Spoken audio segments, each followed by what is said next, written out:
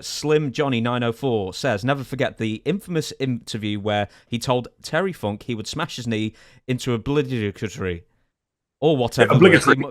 Yeah, an amazing word. You're one of the best speakers in wrestling history. Any memorable promo botches from you or someone opposite you? Yeah, that was a offshoot of ECW being a company with very limited means, right? So typically we would do that over a reshoot in most other promotions. I think Paul one time had told me, yeah, it's definitely a mess up on the word, but it also gives some naturalness to it, right? That this is just people talking, and every time I see that promo, and it's not often, but what I do see, I cringe because I prided myself on my promos and believe it to be an important part of our industry. And when I see it every time, I know it's coming, and I hear it, nails on the blackboard, right?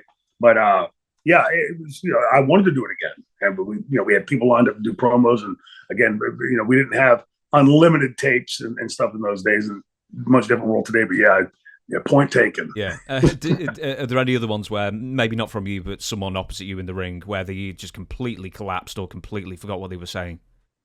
Yeah. The very first promo I ever did it was in Dallas Reunion Arena. It was still UWF technically, but it had been bought by the NWA. So I had a match. I'm back in the dressing room. Nobody had said anything to me earlier. And I come back and I'm sweating and I'm blown up and I'm winded and I'm ready to get a shower. And as soon as I walk into the dressing room, Dustin said, "Go down to ringside. Jim Ross is going to interview you." I went, "What?" He goes, "Yeah, just down. What am I supposed to say?" He said, "Jim will tell you when you get there."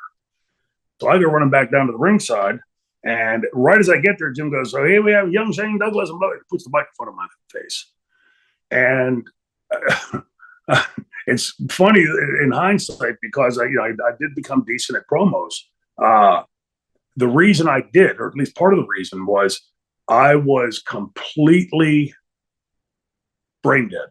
I didn't know what to say. I remember hearing my heartbeat in my ears. Like I could feel 10,000 eyeballs as laser beaming me. And I was so mad at myself when I got back to the dressing room because I thought, this is part of this game. Like if you can't do this, get out. And I started working on that, like watching guys and seeing, what they were doing. Like I'm like with Flair, you'd immediately pick up that the kiss stealing, wheeling, dealing, jet flying, limousine riding, son of a gun, that was his thinking time. He could, without thinking, blurt that out. And by the time he got it out, his brain had gotten to the next thought. So for the franchise, it would become the laugh, right? The ha, ha, ha, ha. And that would give me enough time to get to that next point that I didn't say obligatory or whatever, and could get them done in one take. But it was based off of the very first one that I ever did in Dallas Reunion Arena. I ask people about this all the time. I've never seen a copy of it. It must be out there someplace because it aired. So I'd love to see it because I'm sure I would cringe even more whenever I see it. But that really was the impetus, the seed that would plant into what the franchise would become later. Because I did know that was a keen part of what we did, and all the guys that were making money were very, very good at that.